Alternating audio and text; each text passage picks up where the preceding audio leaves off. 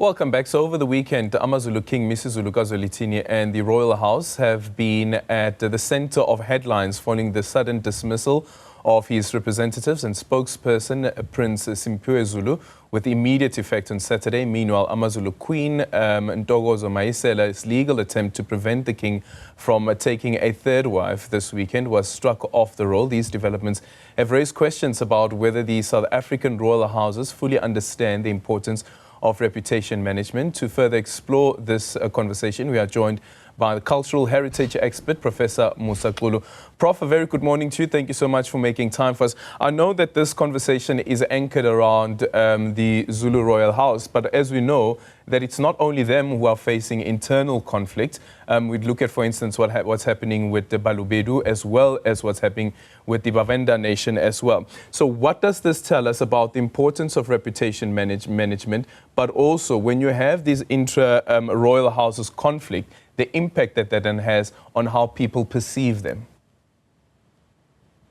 Well, thank you and good morning, Aldrin and viewers. It's a very, very important topic that we're dealing with today because people tend to look at these royal households as institutions of sentimentality, where when things get tough in life, you can always look back and say, but I have a comfort zone because I have a king or a queen and all of those, and their behavior is perceived to be standard. But what we saw, for example, with the Zulu royal family, His Majesty the King, has been building, let me say, since December and January, because he had issues with Ngonyama Trust, he had issues with his prime minister, he had issues with the divorce, he had issues with getting married and not getting married, he had issues with dismissing his spokesperson.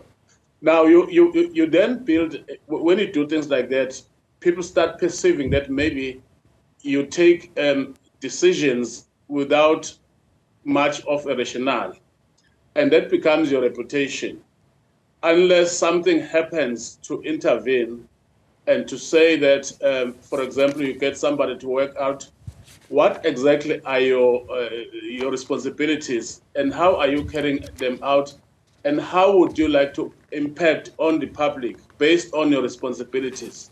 Because you cannot have responsibilities that are described as hiring people and firing people at night and circulating things in social media, sometimes even before those people get the letters. And then you see, for example, also they have become problematic with dispute resolutions, especially intra-disputes, where they tend to always want to go to court and get the court rulings, whereas in the past, royal matters were discussed and settled within the royal courthouse itself. Mm-hmm.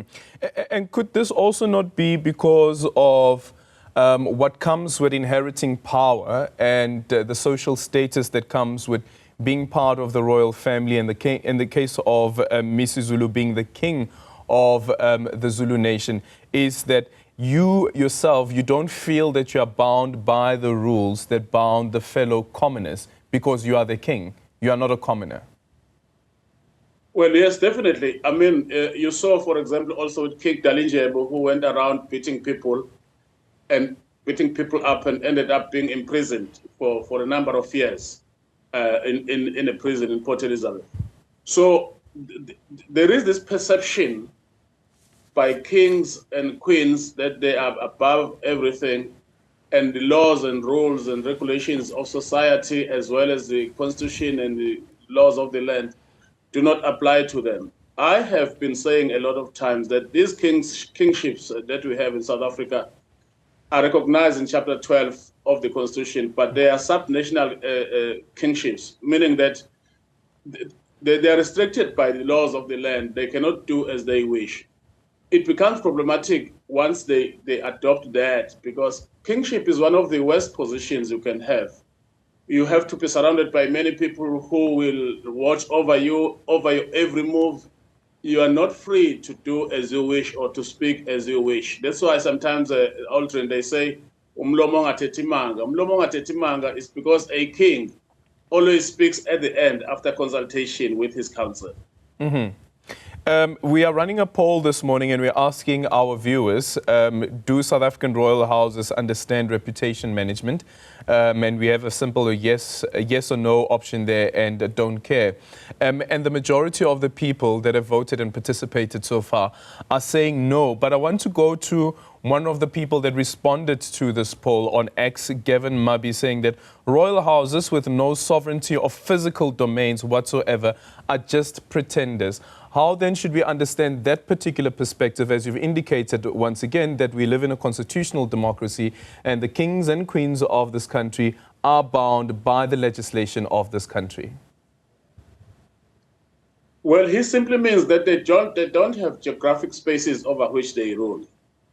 And therefore, and also they draw salaries from government, which means that they are indirectly subject to the government of the day for their daily needs and so on. He simply is also meaning that we are different from Morocco or Eswatini, and most of them, they don't understand that those are monarchies that are running heads of state. These that you have here are not heads of state. They don't even have a state to begin with. Not even in Ngonyama Trust land in case of KwaZulu-Natal, which is state land. So that needs to be, I think, what needs to happen. The government needs to create a manual with some clear responsibilities of what does a king do when he wakes up in the morning? How frequently does he consult with his council? How frequently does he consult with other Amakosi, other traditional leaders that fall under him?